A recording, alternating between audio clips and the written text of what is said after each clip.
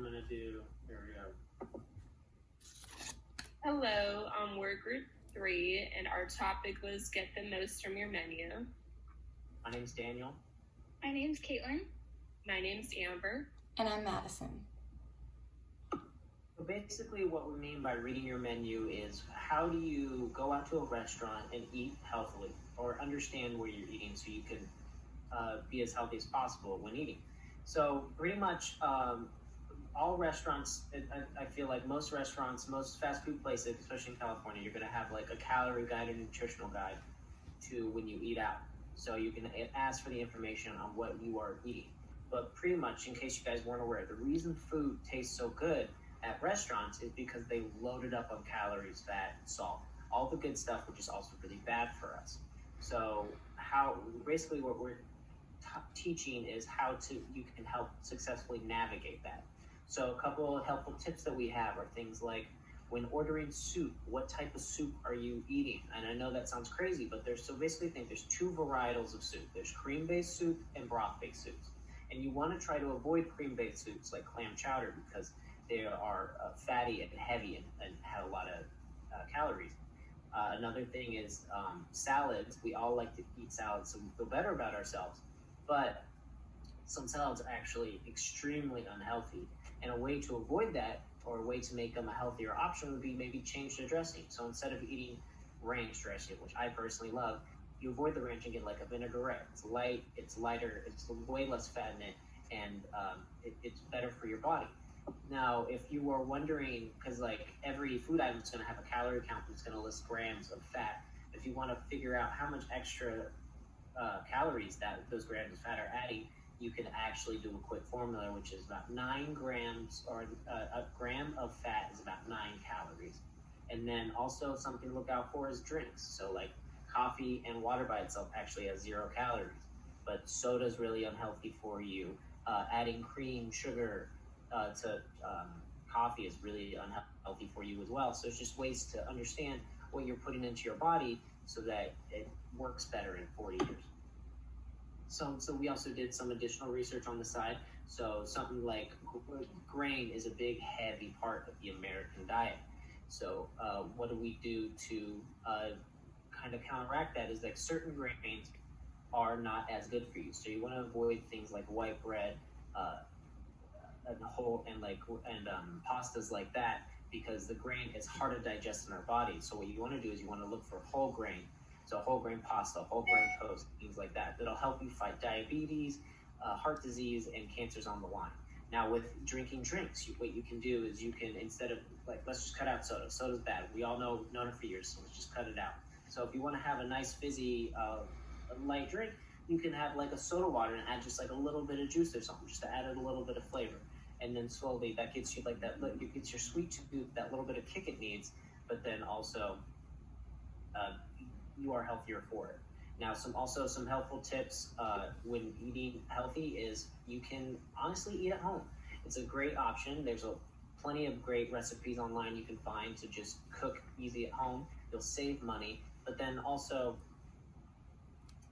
you can plan out your week. So pretty much the best way to do this is you plan out your week and what you're going to eat. You go shopping and you'll get like lean meats like turkey and fish, and you can decide, I'm going to have turkey on Monday, I'm going to have fish on Wednesday, I'm going to do a light lentil salad on Thursday. Just things to make your healthy lifestyle better. All right, so now we're going to be talking about obesity. So unfortunately, people who have a BMI of 30 or more are considered to be obese, and that is not a BMI that you're going to want to have. That comes with many bad health effects. So being obese is going to shorten your lifespan, and then physical activities are going to become much more painful for you with all the heavy weight that's going to be on your joints as you're trying to walk up the stairs. It's not going to feel good, and it makes people not want to exercise even more. It's going to cause mental health problems, and you're going to feel insecure because you're going to be so aware of it.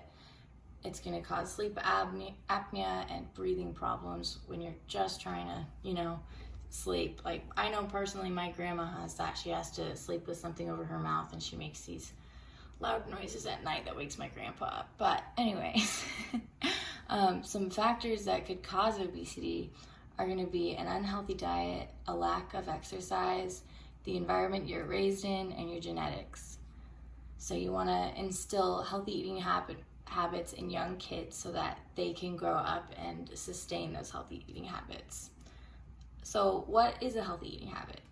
So a healthy meal would include a half cup of fruit, veggies, or whole grains, 1 cup of milk, cheese, or yogurt, and 3 ounces of protein. Every day your body needs at least 13 cups of water for men and 9 cups of water per day for women. So this is at least. So you should be drinking more, but this is gonna, you'll be alive and you'll be able to go throughout your day. You won't necessarily be dehydrated. And you're gonna wanna limit your alcohol intake, fat, sodium, sugar, and try to avoid buying fast foods at all costs. So next we're going to talk about diabetes, and specifically type 2 diabetes. So actually the top risk factor for developing type 2 diabetes is being overweight. And overweightness is the cause of just excess calories that your body doesn't need, which is from all those fatty, sugary foods that we all know and love. But this can really damage your insulin. And so an important hormone is insulin. And when this is damaged, it can cause insulin resistance. So this occurs when you have too much body fat tissue on your body, especially in the midsection. This can happen. And so insulin resistance is not good and can honestly just damage your body in ways that just is not good for you. And then so also it can damage your cells as well. So the lack of insulin from your pancreas can actually cause your pancreas to overproduce insulin. So it just pumps out all this insulin that your body does not need, and it just creates a cycle that's just not good. And eventually you're just going to have to limit your calories, excess. You're not going to have too much of that.